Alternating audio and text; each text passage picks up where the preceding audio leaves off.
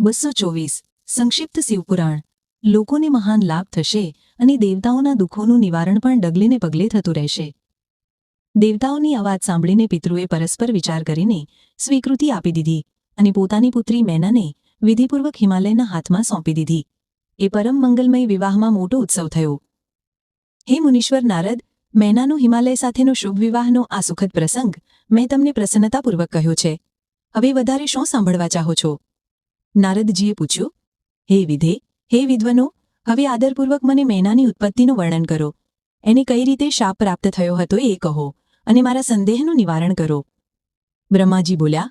હે મુને, મેં મારા દક્ષ નામક જે પુત્રની પહેલાં ચર્ચા કરી છે એને 60 કન્યાઓ થઈ હતી, જે સૃષ્ટિની ઉત્પત્તિનું કારણ બની. હે નારદ, દક્ષે કશ્યપ વગેરે શ્રેષ્ઠ મુનિઓ સાથે એમનો વિવાહ કરી દીધો હતો. એ સર્વ વૃત્તાંત તો તમે જાણો જ છો. હવે પ્રસ્તુત વિષયને સાંભળો. એ કન્યાઓમાં એક સ્વધા નામની કન્યા હતી, જેનો વિવાહ એમણે પિતૃની સાથે કર્યો હતો. સ્વધાને 3 પુત્રીઓ હતી, જે સૌભાગ્યશાલિની તથા ધર્મની મૂર્તિઓ હતી. એમનામાંથી જે જ્યેષ્ઠ પુત્રી હતી એનું નામ હતું મેના. વચલી કન્યા ધન્યાના નામથી પ્રસિદ્ધ હતી અને સૌથી નાની કન્યાનું નામ કલાવતી હતું. આ બધી કન્યાઓ પિતૃની માનસી પુત્રીઓ હતી, એમના મનથી પ્રગટ થઈ હતી. એમનો જન્મ કોઈ માતાના ગર્ભથી થયો ન હતો, તેથી તે અયોનિજા હતી. કેવળ લોકવ્યવહારમાં સ્વધાની પુત્રી મનાતી હતી. એમના સુંદર નામોનું કીર્તન કરીને મનુષ્ય સંપૂર્ણ વાંછિતોને પ્રાપ્ત કરી લે છે.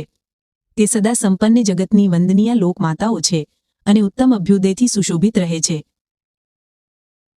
સૌ પુત્રીઓ પરમ યોગિની, જ્ઞાનવિધિ અને 3 લોકોમાં સર્વત્ર આવાગમન કરવાની શક્તિ ધરાવતી હતી. હે મુનીશ્વર, એક વખત આ 3 બહેનો ભગવાન વિષ્ણુના નિવાસસ્થાન શ્વેતદ્વીપમાં એમનું દર્શન કરવા ગયા. ભગવાન વિષ્ણુને પ્રણામ અને ભક્તિભાવપૂર્વક એમની સ્તુતિ કરીને એમની આજ્ઞાથી ત્યાં જ રહેવા લાગ્યા. એ સમય ત્યાં સંતોનો બહુ મોટો સમાજ એકત્ર થયો હતો. હે મુને, એ અવસરે મારા પુત્ર સનકાદી સિદ્ધગણ પણ ત્યાં ગયા હતા અને શ્રીહરિની સ્તુતિ વંદના કરીને એમની આજ્ઞાથી ત્યાં જ રહેવા લાગ્યા. સનકાદી મુનિ દેવતાઓના આદિપુરુષ અને સંપૂર્ણ લોકોમાં વંદિત છે. જ્યારે તે ત્યાં જઈને ઊભા રહ્યા એ સમયે શ્વેતદ્વીપના સૌ લોકોએ એમને જોઈને પ્રણામ કર્યા અને ઊભા થઈ ગયા. પરંતુ આ 3 બહેનો એમને જોઈને પણ ત્યાંથી ન ઉઠી. એટલે સનતકુમારે એમને મર્યાદાના રક્ષણ અર્થે સ્વર્ગથી દૂર રહીને નરસ્ત્રી બનવાનો શાપ આપી દીધો. પછી એમની પ્રાર્થના કરવાથી તે પ્રસન્ન થઈ ગયા અને બોલ્યા.